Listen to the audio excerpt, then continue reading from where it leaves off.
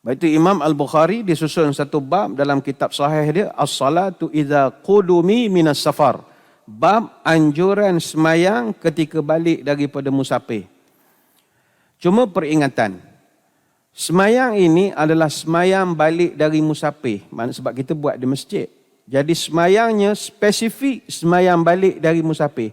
Dan bukan semayang tahiyatul masjid. Dia bukan tahiyatul masjid.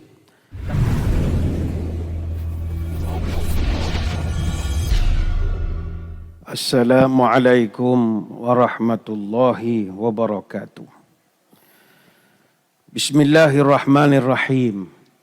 Alhamdulillahi hamdan kathiran tayyiban mubarakan fihi. Kama yanbaghi li jalali wajhikal karim wa li azimi sultanik. Allahumma salli ala Sayyidina Muhammadin abdika wa rasulika nabiyil ummi wa ala alihi wa sahbihi wa sallim. Nawaitu ta'ala wa tadhakkura wa tazkir wa naf'a wal intifa' wal ifadah wal istifadah wal hatha ala tamassuki bi kitabillah wa sunnati rasulih wa du'a ilal huda wa dalalah ala al khair ibtigha'a wajhillah wa mardatihi wa qurbihi wa thawabihi lillahi ta'ala. Allahumma raddina bi qada'ika wa sabirna ala bala'ika wa auzi'na syukra ni'maika. Ya Allah, jadikan kami redha menerima takdirmu, jadikan kami sabar menerima ujianmu, dan bimbinglah kami untuk sentiasa syukur kepada nikmatmu. Yang dihormati para pegawai dan sukarelawan Masjid Negeri Sultan Ahmad I, yang diraikan para alim ulama, tuan-tuan guru, para pencinta ilmu, para habaib, muslimin, muslimat, hadirin hadirat yang dirahmati Allah sekalian. Kembali kita bertemu pada kesempatan pagi ini dalam program Minda Imam Besar yang dibawakan kepada kita oleh Pusat Kutipan Zakat, Majlis Agama Islam dan Adat Resam Melayu Pahang. Kita masih menggunakan pakai kitab Al-Wasiyah bi Ba'di Sunani Shibhil Mansiyah, ataupun kita terjemahkan kepada 100 sunnah Rasulullah sallallahu alaihi wasallam yang dilupakan, yang merupakan buku asal dalam bahasa Arab susunan Dr. Haifa binti Nasir bin Abdullah Ar-Rashid, Profesor Madya di Jabatan Akidah di Fakulti Usuluddin Universiti Islam Imam Muhammad bin Saud di Riyadh. Dan kita maklum bahawa buku ini ada 18 bab yang disusun mengikut sunnah yang berbeza-beza. Ada kita dah mula bab bersuci, junub, siwak, azan, bab solat sunat. Macam sekarang ni kita sedang bicarakan tajuk musafir, lepas ni solat Jumaat, sunnah baca Quran, umrah, haji dan seterusnya. Kita masih di bab yang ketujuh dan hari ini bab yang terakhir di bab yang ketujuh ini, iaitu masih lagi dalam ruang lingkup pelbagai sunnah yang berkaitan dengan musafir. Pada pertemuan terakhir pada 22 Jun yang lalu, kita membahaskan tentang sunnah bertakbir ketika jalan menaik dan bertasbih jika menurun, muka surat 130. Jadi kita ingatkan sekali lagi, para ulama menganjurkan juga ketika menaiki kapal terbang atau pesawat, kita bertakbir ketika pesawat itu sedang ascending, dalam posisi naik ke udara itu, take off itu, boleh juga kita bertakbir, dan kita bertasbih ketika pesawat itu descending, ketika dia pada posisi nak landing ataupun menurun. Yang kedua, kita ingatkan kembali supaya zikir silakan, tapi jangan terlalu kuat sehingga mengganggu penumpang yang lain. Contoh kalau kita menaiki kenderaan yang penumpangnya ramai, kecuali kita semua satu bas berzikir lain. Kalau ada orang sakit gigi, orang pening dan macam-macam, kita dah bahaskan minggu lalu. Dan yang ketiga, kita juga dah bahaskan tidak dianjurkan untuk membaca takbir atau tasbih ketika naik tangga ataupun turun tangga. Ataupun naik eskalator, turun eskalator, naik lift, turun lift. Sebab bacaan ini hanya dilakukan ketika dalam perjalanan ataupun musafir melalui jalan raya ataupun di langit, naik ataupun turun. Sebagaimana ulama menyebutkan, walam taruddu sunnah bi'ayyaf'al zalika fil hadar. Tidak dijumpai dalil yang sahih Nabi melakukannya ketika Nabi tidak musafir. wal ibadat mabniyat ala tauqif fayaqtasiru fiha ala ma warad. Dan ibadat ini mesti dibangun atas prinsip dalil, atas mengikut petunjuk Nabi dan mesti sesuai dengan riwayat-riwayat yang ada. Wa ala hadza fa idza sa'ada al-insanu darajah fil bait fa innahu la yukabbir wa idza nazala minha fa innahu la yusabbih wa inma yaqtas hadza fil asfar. Maka ketika itu kalau seorang naik tangga tak perlulah dia membaca, ketika dia turun tak perlu juga dia membaca, khusus benda ni ketika musafir. Tapi kita dah cerita nak baca pun tak ada masalah, jauh lebih baik daripada menyanyi sepanjang hari, elok zikir juga. Tapi ini dalam konteks musafir. Dan kita juga sempat bahas minggu lalu doa penting bagi yang melakukan perjalanan, muka surat 131, iaitu a'udzu bikalimatillahi tammah min syarri ma khalaq. Moga-moga yang dah dapat diamalkan sebahagian daripada kita. Baik, pagi ini kita akan bicarakan satu tajuk, ni yang terakhir dalam bab yang ketujuh, iaitu solat sunat 2 rakaat di masjid ketika pulang daripada perjalanan. Muka surat 135. Tuan-tuan puan-puan kena garis bawahkan perkataan pulang dan masjid. Itu keyword dia. Mana apa juga persoalan yang kita terdetik nak tanya, takkan tanya kalau kita garis bawahkan dua perkara ni. Kadang orang banyak tanya ni dia tidak tumpu masa mengaji itu, keywordnya itu. Keywordnya adalah pulang dan juga masjid. Baik, kita tengok apakah hadis-hadisnya. Bismillahirrahmanirrahim. Solat sunat 2 rakaat di masjid ketika pulang daripada perjalanan. Amalan ini ditunjukkan oleh 2 hadis berikut. Hadis pertama daripada Jabir bin Abdullah, hadis kedua daripada Ka'ab. Yang pertama daripada Jabir bin Abdullah radhiyallahu anhu katanya, Ishtara minni Rasulullah sallallahu alaihi wasallam ba'ira. Falamma qadima al-Madinata amarani an ati al-masjid fa usalli rak'atain. Rasul sallallahu alaihi wasallam membeli unta daripada aku. Ketika baginda tiba di Madinah, baginda menyuruhku supaya datang ke masjid dan aku solat 2 rakaat. Dalam riwayat lain, kharajtu ma'a Rasulillah sallallahu alaihi wasallam fi ghazatin فأبطأ بي حملي وأعياي ثم قدم رسول الله صلى الله عليه وسلم قبلي وقدمت بالغداة فجئت المسجد فوجدته على باب المسجد قال الآن حين قدمت قلت نعم قال فدع جملك وادخل فصل ركعتين قال فدخلت فصليت ثم رجعت. Dalam riwayat yang lain, aku berangkat bersama dengan Nabi ke sebuah peperangan. Rupanya kenderaanku membuatkanku terlambat sehingga aku keletihan. Maka Nabi telah tiba sebelumku dan aku datang ataupun sampai keesokan harinya. Kemudian aku terus datang ke masjid dan aku melihat baginda berada di pintu masjid. Dan dia bertanya, engkau baru tiba? Aku menjawab, ya. Nabi berkata, tinggalkan untamu, masuklah dan solatlah 2 rakaat. Maka kata Jabir, aku pun masuk dan salat, kemudian aku pulang ke rumah. Ini hadis riwayat Bukhari, Muslim dan Abu Daud. Ini hadis pertama daripada versi Jabir bin Abdullah. Hadis yang kedua daripada versi Ka'ab.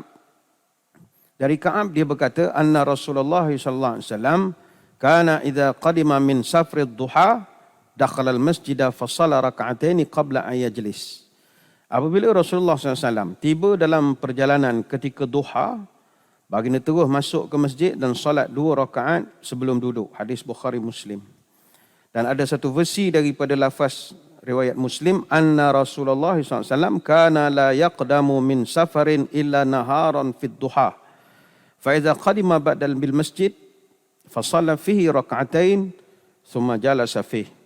Rasul SAW tidak pernah tiba daripada suatu perjalanan selain waktu siang ketika duha.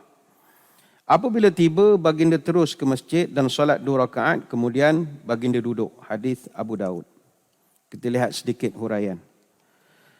Imam Al-Bukhari menghuraikan 2 hadis ini dengan ucapannya ataupun babnya yang berjudul bab solat jika tiba dari perjalanan. Al-Hafiz Ibn Hajar mengatakan makna hadis tersebut sesuai seperti yang dihuraikan oleh Bukhari. Menurut Imam An-Nawawi, hadis-hadis ini berisi penjelasan mengenai solat sunat 2 rakaat bagi orang yang baru tiba daripada perjalanannya di masjid. Solat ini diniatkan kerana baru saja tiba setelah melakukan perjalanan dan bukan diniatkan tahiyatul masjid. Terdapat banyak lagi hadis yang secara terang menjelaskan apa yang saya sebutkan.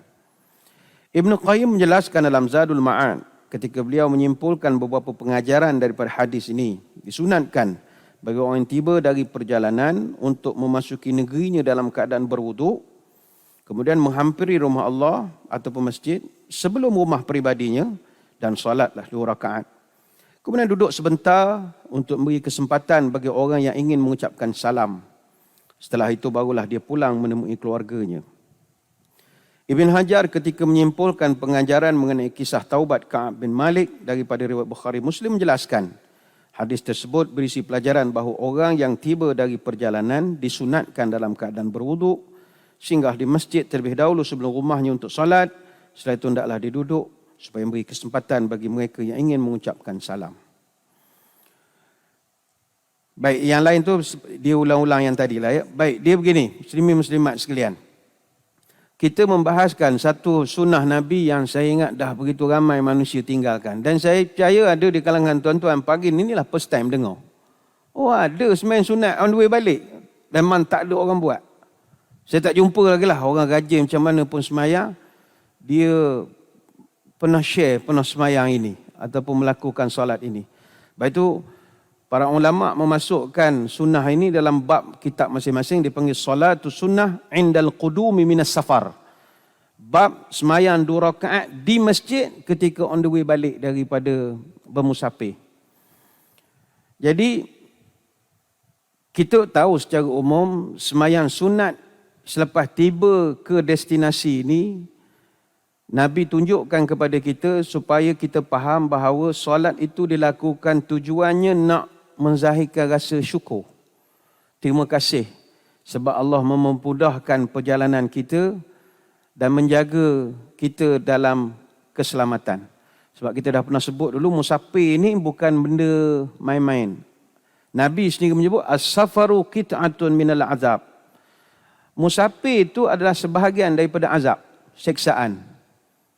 Yamna ahadukum ta'amahu wa syarabahu wa naumahu fa idza qada nahmatahu falyaj'al ila ahlihi.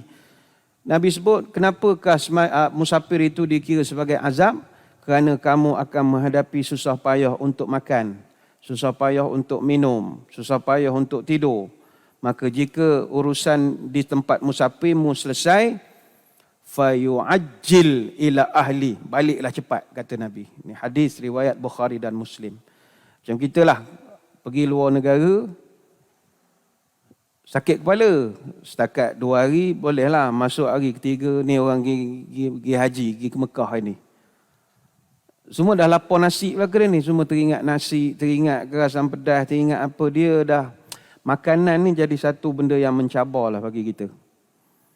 Dia perut nasi ya orang Melayu, tak ada kedai Pakistan pun jadilah, berah-berah panjang tu belasah je lah benda ada, dia nak juga, pergi ke London ke, pergi ke mana ke. Biru muka kalau tak jumpa nasi ni. Kita jadi, tak reti makan roti hari-hari. Jadi benda tu seksa. Tidur pun seksa. Benda bukan rumah kita. Homestay kadang. Tilam-tilam orang. Bantai-bantai orang. Memang tak sabar nak balik. Sebab itu, Nabi SAW mengajarkan kalau musafir, jangan lama sangat.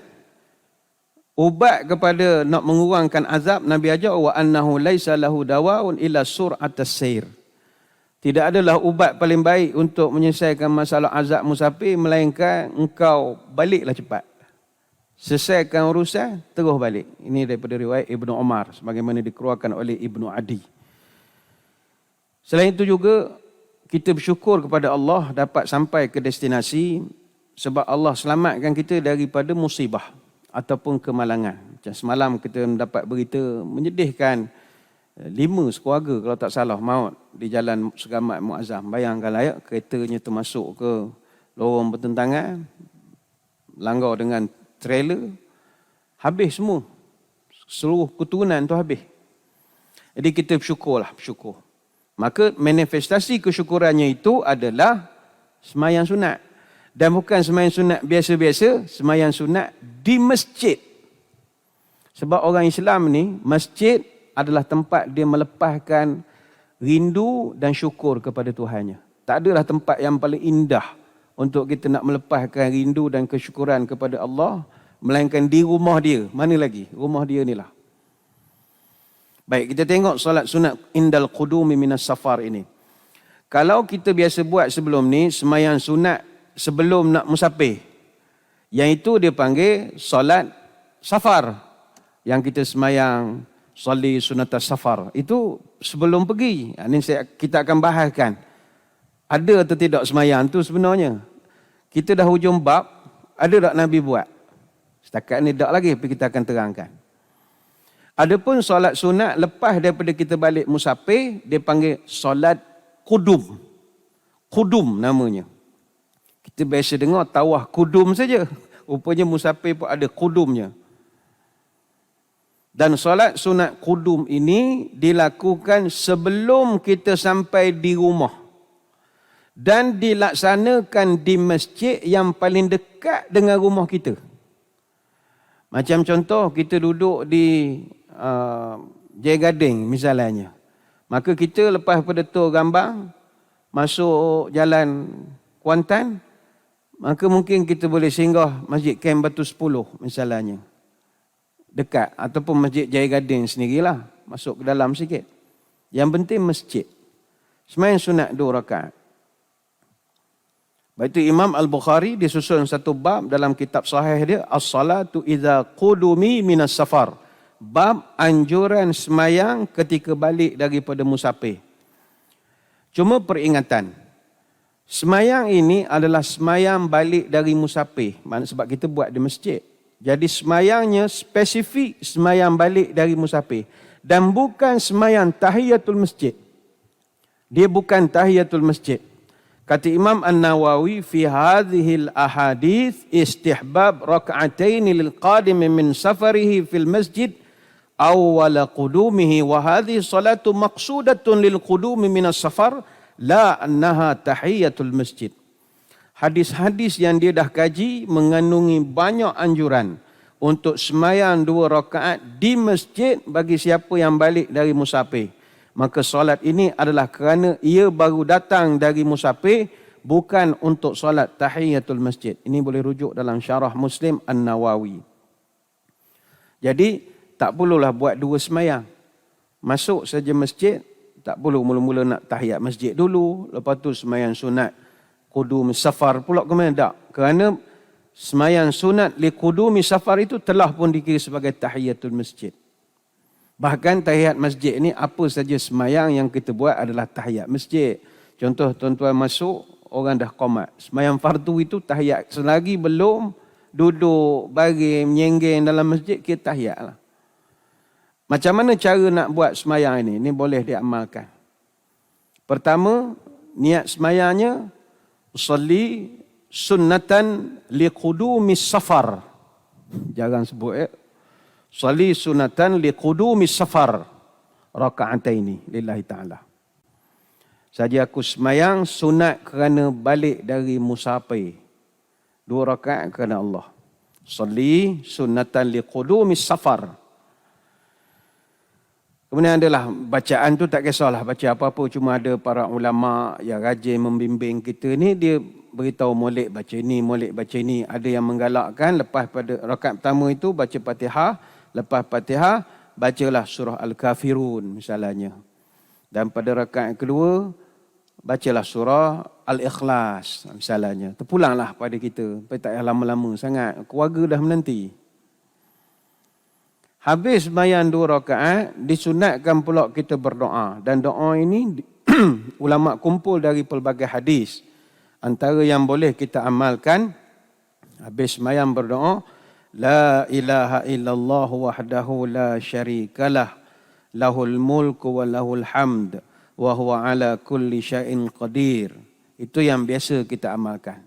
Kemudian ditambah dengan satu doa, yang ini doa Nabi selalu baca bila nak sampai di Madinah. Yang disebut oleh ulama, maka kita pun bila masuk saja sempadan kampung kita, sempadan negeri kita, elok dibaca juga doa ini. Contoh kita dari Kuala Lumpur, masuk saja genting Sempah, nampak gambar tuanku di atas tu, masuk sepadan welcome back to Pahang, bacalah doa ini. Tahu daripada Kemaman, daripada Johor, daripada mana-mana baca. Apakah bacaannya? Ayyibuna ta'ibuna abiduna lirabbina hamiduna sadaqallahu wa'dah wa nasara abdah wa hazamal ahzaba wahdah. Maknanya, orang-orang yang kembali, orang yang taubat, orang yang ibadat kepada Tuhanlah kami memuji.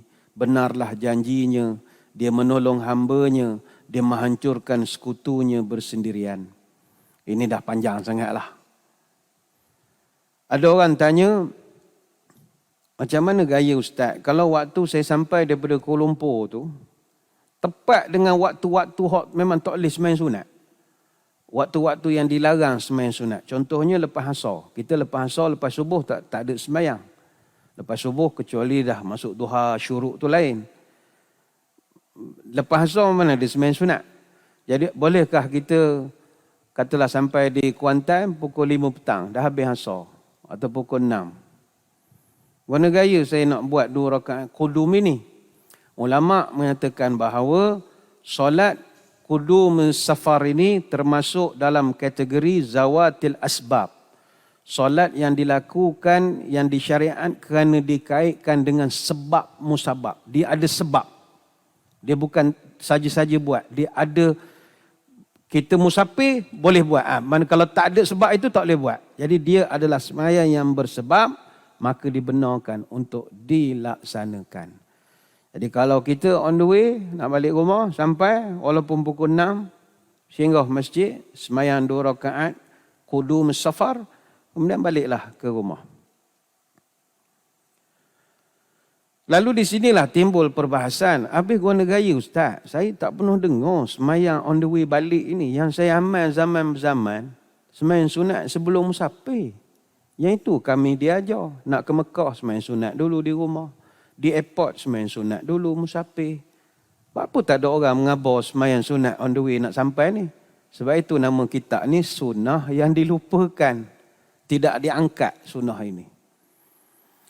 Kalau kita nak bahaskan sebenarnya, ini cerita betul ya. Sebenarnya tidak ada dalil sahih yang mensyariatkan solat sunat sebelum musafir. Saya garis bawah perkataan dalil sahih. Tak ada. Tuan-tuan dah mengaji bab musafir ni, tak jumpa lagi riwayat sembahyang sunat sebelum musafir. Ada orang mengatakan, ada Ustaz sebab hadisnya wujud. Baik, apa hadisnya? Ada satu hadis, ma khalafa abdun ala ahlihi afdal min rak'ataini yarka'uhuma indahum hina yuridu safara. Tidak ada satu pun yang lebih utama seseorang itu tinggalkan kepada keluarganya selain daripada sembahyang 2 rakaat hina yuridu safara, ketika dia hendak bermusafir. Baik. Siapa riwayat hadis ini? At-Tabrani dan juga Ibnu Asakir. Para ulama yang mengkhususkan dalam dunia hadis ada memberi hujah terhadap hadis ini. Kata Syekh Said Sabiq dalam Fiqh Sunnah, dia ada panjang dia punya huraian-huraian dia. Hadis ini hadis lemah, hadis daif. Kerana perawi-perawinya terputus melebihi 2 orang secara berturut. Ini teknikal. Dalam ilmu hadis dipanggil mudallal. Yang kedua, perawinya yang pertama pula, dia orang dah kaji, tidak hidup di zaman Nabi. Jadi dia jadi mursal. Hadis, kalau kita nak buat hukum, hadis mudallal dengan hadis mursal tidak boleh dijadikan hukum agama.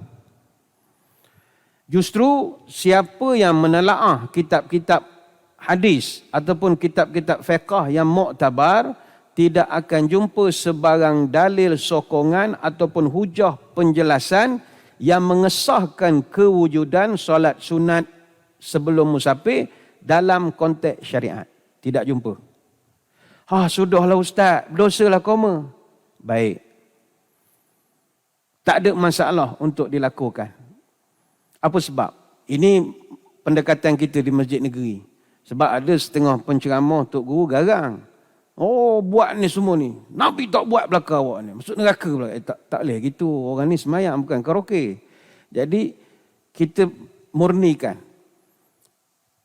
Saya berpandangan semayang sunat sebelum musafir itu tak ada masalah nak buat. Apa sebab? Kerana ada hadis lain yang menggalakkan semayang ketika keluar dari rumah. Tetapi secara umum, tak disebut musafir. Dan hadisnya ada. Sebagai contoh dalam satu hadis, Nabi pernah menyebut, "Idza kharajta min manzilika fasalli raka'ataini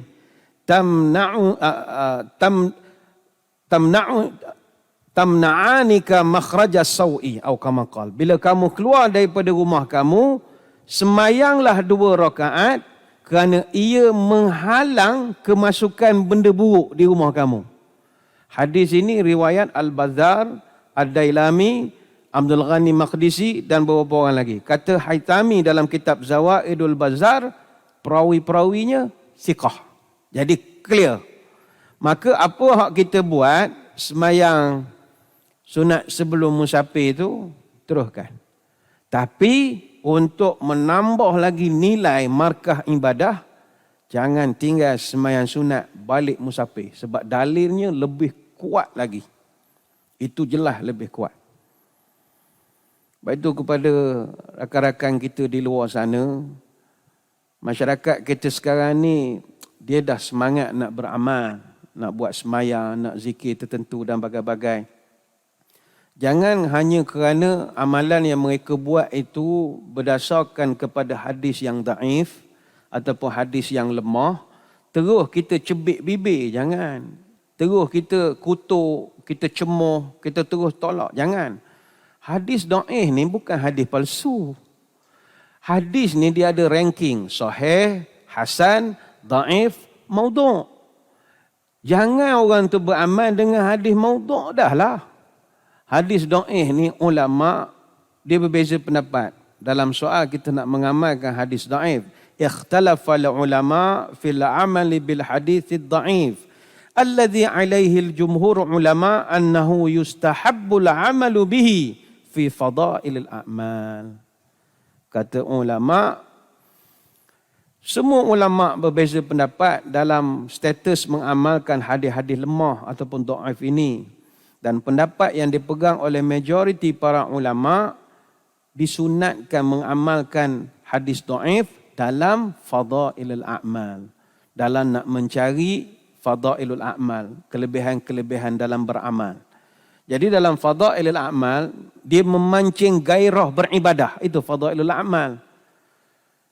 Dengan syarat, kata ulama, pertama hadis itu tidak bercerita tentang akidah. Jadi sembahyang sunat 2 rakaat sebelum musafir tak ada kena-mengena akidah, tak ada kena-mengena. Yang kedua, dia tidak bercerita tentang hukum halal haram.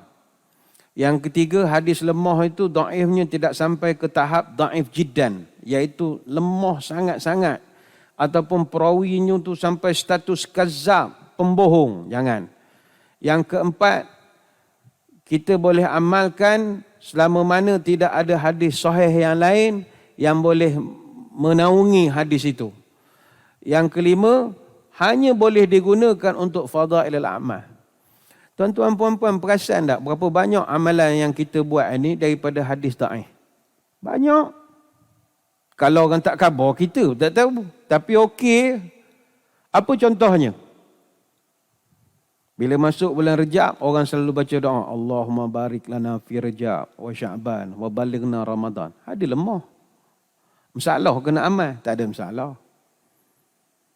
Ataupun tuan-tuan nak makan, yang inginkan pergi makan. Doa makan. Allahumma barik lana fi ma razaqtana wa qina azaban nar. Hadis lemah. Ada masalah? Tak ada masalah. Sebab bukan melibatkan hukum hakam. Hatta kita buka puasa, tuan-tuan berbuka, Allahumma laka sumtu wa bika amantu wa ala rizqika aftartu bi rahmatika ya arhamar rahimin. Itu semua hadis lemah. Jadi jangan kita bila dengar apa hadis lemah, kita hina macam orang tu berdosa sangat. Dah, hadis lemah ni kita raikan. ishtahara anna ahlul ilmi yatasamahuna fi iradil hadis fil fadail. Sangat masyhur di kalangan ulama, mereka sangat bertolak ansur dalam membawakan hadis-hadis tentang fadilat ataupun fadail. Jadi kita jangan campakkan hadis-hadis dhaif masuk sekali dalam tong hadis maudhu'. Jangan gitu. Oh ni awak semain sunat musafir ni hadis dhaif, dia pun ambil masuk dalam tong hadis maudhu'. Jangan gitu. Ni kena ada hati-hati. Jangan sembrono menolak hadis dhaif ataupun hadis lemah dengan beranggapan tak boleh guna langsung. Ataupun kita mempersoalkan, ini mana boleh guna sebagai dalil. Jangan. Kita ni orang muda-muda lah kebanyakannya. Jangan menyanggah sampai mendabik dada. Orang menyampah manfaat tak ada. Kalau kita tengok perbahasan ulama, hadis dhaif sebenarnya masih lagi dikategorikan sebagai hadis. Sebagaimana yang dibahagikan oleh Ibnu Salah.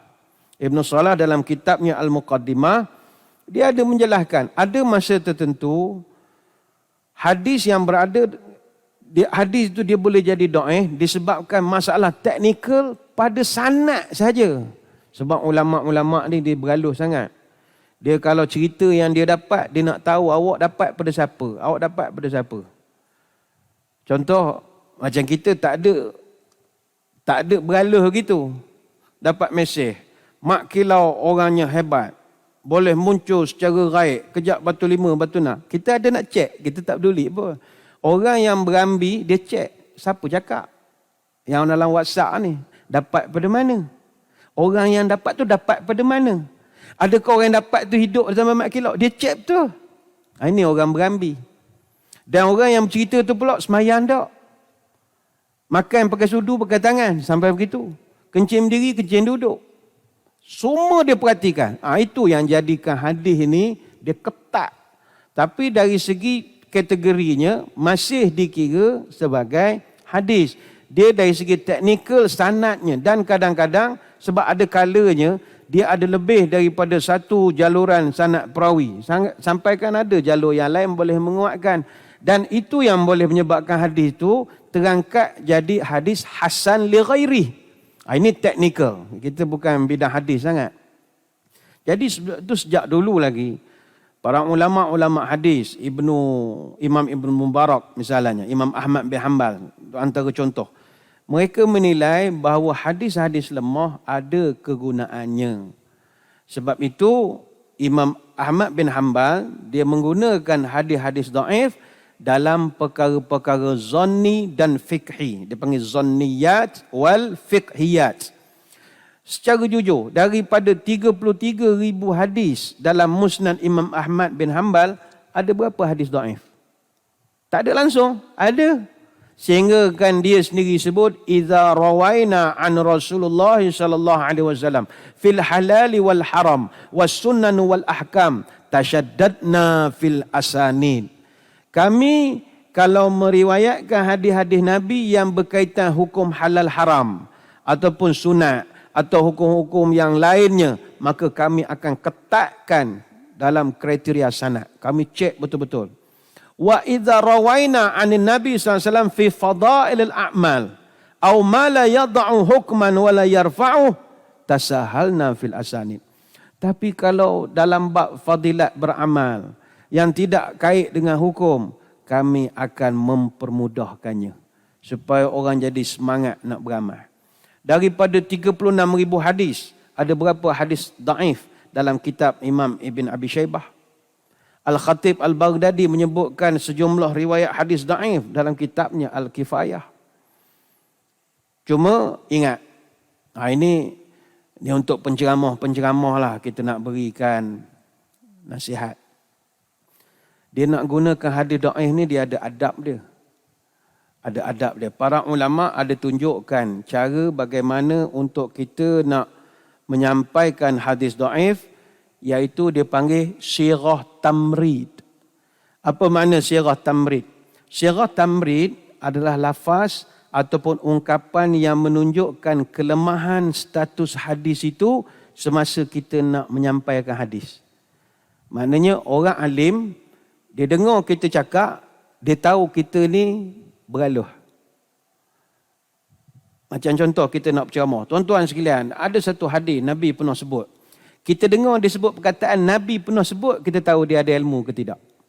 Sebab hadis daif hanya boleh menggunakan sirah tamrid.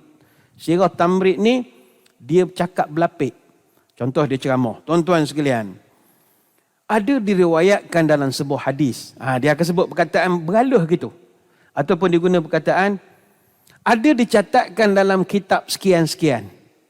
Dia tak akan sebut benda tu keluar pada mulut Nabi. Dia tak akan sebut. Sebab dia jaga adab. Dipanggil sirah tamrid. Sebab dia tahu hadis tu hadis lemah. Jadi dia tak akan guna, tuan-tuan, kata Nabi, kan sekarang penceramah laju betul. Tuan-tuan, kata Nabi, Nabi mana? Kata Nabi. Dia ingat saudara dia ramuk kata Nabi. Jangan, dia ada, kalau hadis tu hadis lemah, kita tidak sebut direct pada Nabi. Ada diriwayatkan dalam satu hadis. Atau kita sebut ada dicatatkan dalam kitab sekian-sekian. Ataupun ada dihikayatkan bahawa.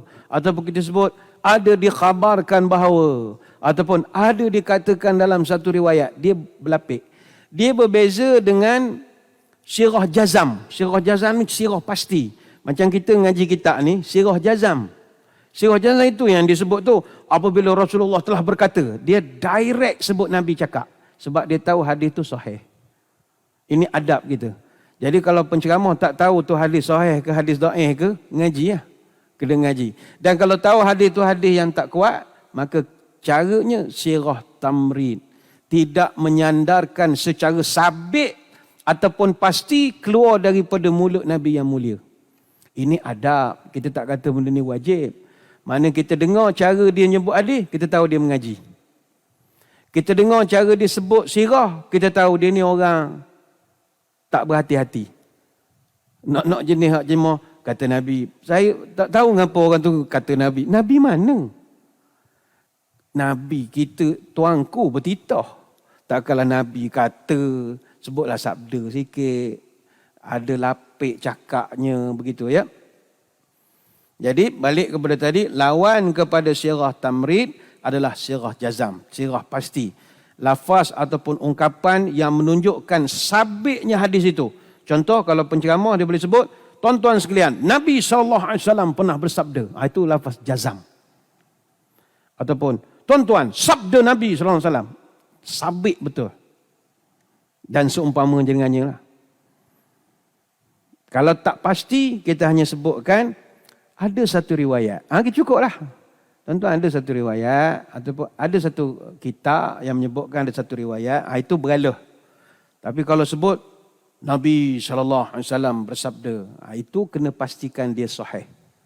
Ini adab ulama dalam kita berinteraksi dengan hadis. Tidak kata wajib, tak. Kan ada kawan-kawan wajib pula. Jadi balik kepada sembahyang sunat musafir kita, tuan-tuan balik daripada Kuala Lumpur musafir mana-mana, sebelum sampai di rumah, semayang di masjid. Dan masjid tu masjid berdekatan dengan rumah. Jangan kita daripada Johor nak balik ke Kuantan, semayang masjid Pekan. Tak guna, jauh lagi. Biar masjid yang berdekatan dengan rumah. Kalau orang tanya, tak bolehlah semayang sunat sebelum. Boleh, teruskanlah. Ada ustaz kata tu, kau ngaji ustaz seorang lagi khabar, okey. Sebab walaupun hadisnya itu lemah, ada hadis lain yang menaungi, Nabi ada mengajarkan secara umum, keluar rumah semayang sunat. Dan hadisnya sahih. Cuma dia tak banyak, tak lengkap sangat dari segi sunnah musafir ni.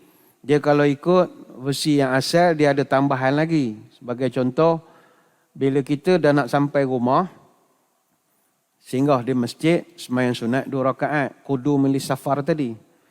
Dan semayang tu dibuat dalam kadar yang tidak terlalu panjang. Kemudian bila sampai pula di rumah, sunat pula. Ini sunnah yang jarang kita buat. Sunnah Nabi. Hendaklah kita bila sampai di rumah, buat pula makan-makan di rumah. Sunat. Buat pula makan-makan di rumah. Dalam bahasa Arab, budaya ni dipanggil al-naki'ah. Naqi'ah ni dia panggil naqi'ah sebab dia asal daripada perkataan naq'u. Naq'u ni maknanya debu. Debu. Sebab umumnya dulu orang yang balik daripada musafir pakaiannya berdebu kerana perjalanan. Jadi sahabat menyebutkan bahawa Nabi memang dia tak tinggal amalan ini. Annahu lamma qadimal madinata nahara jazuran aw baqaratan. Baginda Nabi bila sampai balik ke Madinah, Nabi akan sembelih unta ataupun sembelih lembu betina. Ini hadis riwayat Imam Bukhari, bab at-ta'am indal qudum. Jadi sunat juga kita janganlah balik melenggang tangan kosong. Bawalah ayam goreng, benda-benda gitu ya. Mi goreng mentabak mekasar ke mana-mana. On the way dah lalu pekan beli benda-benda patut. Atau daripada Terengganu pasal payam beli kuih-kuih, kuih nerang lah, kuih macam-macam dia.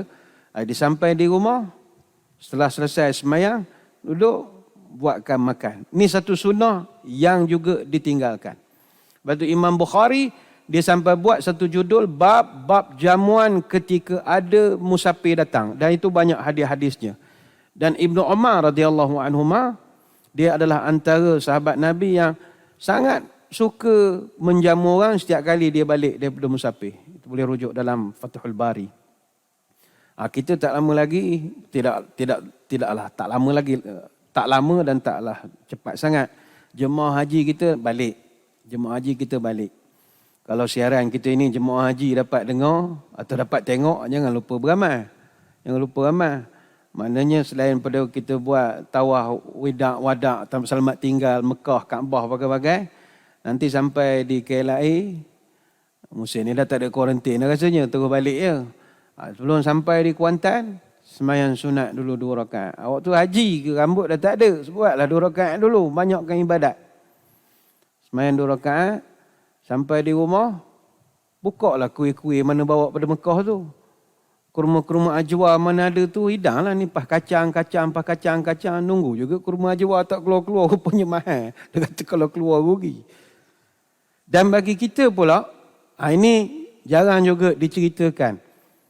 Sunat hukumnya, kita menyambut orang balik haji. Dapat pahala. Sunat. Kita tak tahulah musim-musim pandemik ni boleh tak berkumpul. Wallahualam boleh lah rasanya. Sebab kita kapal terbang paling last 3 hari bulan Julai 2022. Kita total ada 48 penerbangan. Biasanya amalan kita di Malaysia berangkat start daripada 1 Zulkaidah sampai 3 Zulhijjah. Kebiasaan. Yang hujung tu yang package mahal-mahal lah. Dan jemaah akan mula balik start daripada 16 Zulhijjah. Sampailah 15 Muharram. Jadi lepas raya esok dah ada yang balik. Kalau ada yang balik, sunat kita pergi jumpa. Kata Ibnu Umar radhiyallahu anhuma, Nabi pernah sebut, "Idza laqital haja fasallim alaihi wa safihu wa murhu an yastaghfira laka qabla an yadkhula baitahu fa innahu maghfurun lahu." Bila engkau bertemu dengan orang yang baru balik daripada haji, maka bersalamlah dengan dia. Bersalam tu bukan bersalam macam kita. Bersalam itu memberi salam. Fasallim, assalamualaikum. Wasafihu, berjabat tanganlah dia. Mana lepas salam, jabat tangan. Berjabat tanganlah dengan dia. Wa murhu ayastaghfir laka, dan suruh dia doakan keampunan untuk kita. Apa sebab? Sebab fa innahu maghfurun lahu. Sebab dia ni orang yang baru saja dapat keampunan daripada Allah. Dia bagaikan bayi yang baru lahir. Belum ada dosa lagi. Dia dah sampai rumah tu kan banyaklah dosa pula. Satu banyaklah kejadian-kejadiannya. Tapi dia tu bersih lagi. Hadis riwayat Imam Ahmad. Jadi balik esok, sambut dia orang. Kalau dengar dia balik, jiran pergi ke rumah, dia raikanlah kita sebab sunat dia menyediakan makan. Kemudian kita pun salam. Suruh dia doakan kita. Doakan kawan sihat, Allah ampun dosa. Kau bukan ustaz baru nak start. Ni bukan masalah ustaz tak ustaz. Masalah awak ni dosa tak ada. Sebab kalau tak ngata tabung haji lah. Kalau ngata tabung haji tak ada kan, dosa banyak juga. Dia tabung haji jangan ngata. Ini contoh sajalah. Tuan-tuan sekalian, timbul satu persoalan tentang balik semayang di masjid ini. Orang bahas, kenapa Nabi suruh semayang di masjid? Apa salah buat di rumah? Semayang nak keluar pada rumah, elok boleh semayang di rumah. Tapi kenapakah semayang kudumi safar ini buat di masjid? Itulah Nabi nak mendidik kita. Orang Islam ni dia kena rindu ke masjid dia. Masjid dekat rumah dia. Dia kena rindu. Dia kena sayang. Sebab orang Islam dengan masjid bagaikan ikan dengan air. Dia takkan boleh berpisah. Itu sebab ketika orang tanya kepada Sayyidina Umar, Tuan, apa tanda kampung kita dapat berkat daripada Allah? Macam contoh kita di Sungai Ishak. Apa tanda Sungai Ishak tu berkat? Kita duduk di Taman Guru. Apa tanda Taman Guru ni Allah kurnia berkat? Kata Umar gini. Pertama tengok masjid dia. Kalau masjid dia lebih lawa daripada rumah penduduk dia, itu tanda awal kampung tu berkat. Jadi masjid lawa mustahak juga. Masjid kena lawa. Semenggah. Bukan cantik macam istana. Tak, semenggah. Lebih cantik daripada rumah orang. Orang tu tanya lagi, kalau masjid memang dah cantik, apa indikator lain? Yang kedua kata Umar, mau tengok sembahyang jemaahnya ramai ke tak? Kalau sembahyang jemaahnya ramai, macam masjid Temeloh Jaya sebagai dinding, itu tanda barakah lah. Temeloh Jaya tu barakah, berkat. Orang tanya lagi, kalau memang masjid tu pesen dia penuh semua, apa lagi ukuran yang lain? Tengok sembahyang subuh dia. Kalau sembahyang subuh dia boleh penuh lah, itu tanda kampung ada barakah. Jadi kita orang Islam tak boleh pisah dengan masjid. Bahkan sejarah Islam itu sendiri syarat dengan kisah masjid. Isra' wal Mi'raj adalah cerita perjalanan Nabi dari masjid ke masjid. Cerita hijrah, ni lepas raya esok, masuk habis Zulhijjah, masuk Muharram. Banyak orang cerita hijrah. Hijrah adalah kisah pembinaan pertama adalah masjid. Sebab itulah ketika orang dilanda musibah, orang lebih selesa duduk di masjid berbanding dengan pusat penempatan sementara. Banjir di Pahang, Jabat Daerah ada buat tempat untuk mangsa banjir apa semua. Tapi berapa ramai orang dia lebih suka duduk di masjid. Di Selangor, pernah berlaku dulu banjir, orang jalan terputus, tak ada tempat nak pergi. Walaupun ada pusat pelindungan disediakan NGO bagi makan percuma, tapi orang tetap nak pergi ke masjid. Walaupun masjid ni bukanlah hotel. Kita rasa seronok dengan masjid. Tapi itu untuk orang beriman. Orang munafik tak. Kata Nabi, al-munafiq fil masjid qattairi fil qafas. Orang munafik dengan masjid bagaikan burung dalam sangkar. Bagi dia masjid ni tempat hak dia panah. Dia tak boleh duduk lama. Dia macam orang beriman, dia bagi dia masjid ni tempat dia bercakap dengan Tuhan dia. Dia rasa dia tempat dia bermanja dengan Tuhan dia, mengadu masalah. Seolah begitu perasaan dia. Sebab ni rumah dia kan, rumah Allah. Rumah Allah. Sebab itu saya selalu pesan pada diri saya dan muslimin muslimat mana-mana pergi. Kita dengan masjid jangan pisah. Hatta kalau kita keluar negara pun, carilah masjid. Cari masjid. Tuan-tuan dah pergi luar negara banyak tempat. Pergi ke London, pergi ke Australia. Berapa orang yang pergi cari masjid? Masjid di London berapa orang pernah sampai? Tak. Bak, pergi shopping, pergi ambil gambar depan istana macam-macam. Terlepas pandang. Bapa tak pergi? Kau kan musafir. Bukan soal musafir, tak musafir. Kita orang Islam, kita dengan masjid ni kita rasa sayang. Dia ada sayang tu. Sayang tu. Kita pergi Singapura, banyak masjid, ada 70 lebih. Carilah masjid semayang. Walaupun pergi Orchard Road, semayang juga di Masjid Al-Falah misalnya. Dan sebenarnya, kita bila pergi masjid di luar negara, kita rasa dekat dengan, tak rasa jauh negara kita. Sebab bila kita semayang dalam masjid, semayang kan serupa. 4 rakaat, tetap 4 rakaat, takbir apa semua.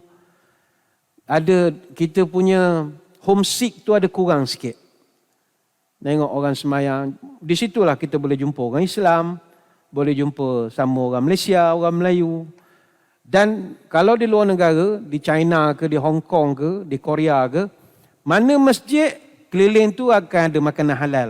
Automatik. Jadi kita tak adalah pening-pening lah nak cari Google makanan halal. Lagi tak. Awak cari je masjid, adalah makanan halal. Makna awak tak jumpa makanan halal sebab awak tak cari masjid. Kalau awak pergi tu kaji masjid dulu, kiblat apa semua, insya-Allah mudah akan dapat mana tempat makan halal. Sebab yang datang semayang orang Islam kan, at least boleh ke tanya halal. Halal tu. Dia tahu lah halal satu dunia kenal sama orang Islam. Jadi itu yang Nabi nak didik kita. Angka dah puas bergalak pergi luar negara, balik semayang masjid dulu. Supaya engkau balik semula. Alignment itu kena cinta kepada masjid. Hatta kalau tuan-tuan, elok kita ni kalau pergi ke Kuala Lumpur, ke Johor Bahru, ke Kelantan, ke mana ke. Kalau nak cari hotel, cari homestay, carilah dekat dengan masjid. Oh, ini betul-betul orang cinta masjid. Sebab dia rasa bahagia. Dengar azan, dia suka. Saya ramai jumpa orang yang memang jenis orang masjid. Pergi ke mana pun, hotel mesti nak dekat masjid. Bukan dia warak sangat, tak. Dia rasa rugi kalau tak ada rumah penginapan ataupun hotel tidak sebelah masjid. Kita Zuhur Asar mungkin kita jamak, pergi subuh. Takkan semayang bucur katil. Orang Islam dah tua kediri ni semayanglah jemaah. Jadi kalau dekat masjid dia boleh turun. Lepas tu kalau masjid Temeloh Jaya, homestay keliling tu sepanjang tahun penuh. Sebab orang daripada seluruh Malaysia booking homestay situ nak merasai semayang subuh macam Mekah sampai dinding belakang. Orang dia nak cari. Ada setengah orang pergi Temeloh cari sebelah kedai patin. Tu masing-masing punya cara lah.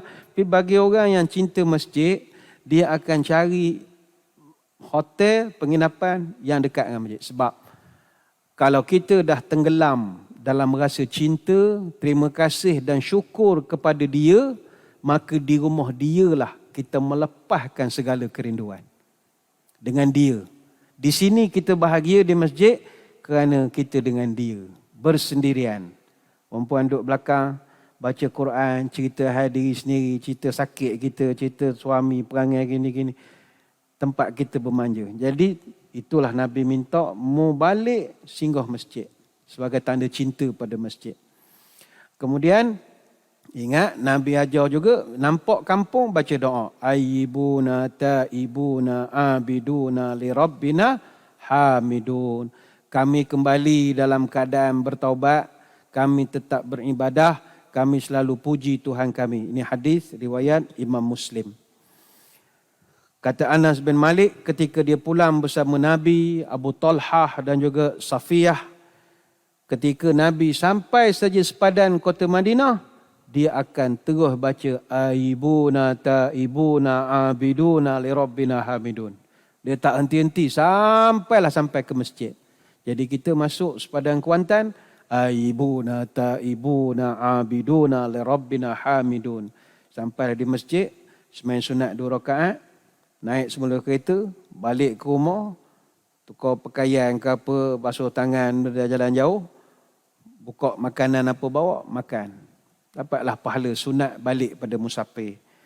Jadi tamatlah kita bab musafir ni.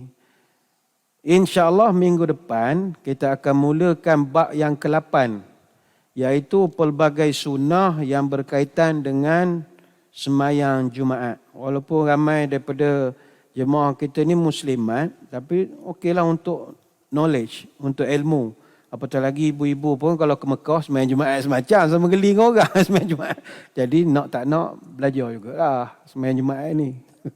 Penuh semayang Jumaat. Kita ada orang mohon nak semayang Jumaat. Kalau ibu-ibu, puan-puan ada berminat, kabarlah. Seorang dua tak edilah, kurang-kurang satu kelas.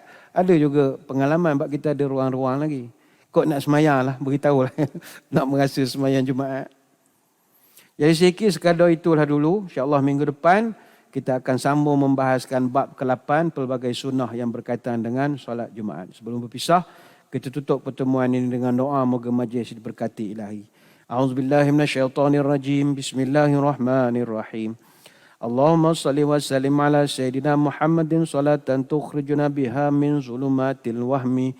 Allahumma inna duha'a duha'uka wal baha'a baha'uka wal jamala jamaluka wal quwwata quwwatuka wal qudrata qudratuka wal ismata ismatuka. Allahumma in kana rizqina fi sama'i fa anzilhu wa in kana fil ardi fa akhrijhu wa in kana mu'saran fayassirhu wa in kana haraman fatahhirhu wa in kana ba'idan faqarribhu bihaqqi duhaika wa bahaika wa jamalika wa quwwatika wa qudratik. Atina ma ataita ibadika salihin. Allahumma aril haqqa haqqan warzuqna ittiba'ah wa aril batilan batilan warzuqna ijtinabah wa la taj'alu multabisan alaina fanadil waj'alna lil muttaqina imama. Ya Allah, tunjukkan pada kami yang benar itu sebagai benar, rezekikanlah kami untuk mengikuti kebenaran. Tunjukkanlah kami yang batil itu sebagai batil dan rezekikanlah kami untuk menjauhi kebatilan. Jangan jadikan kami keliru atas agama ini sehingga kami sesat, dan kurniakanlah kami orang bertakwa sebagai pemimpin.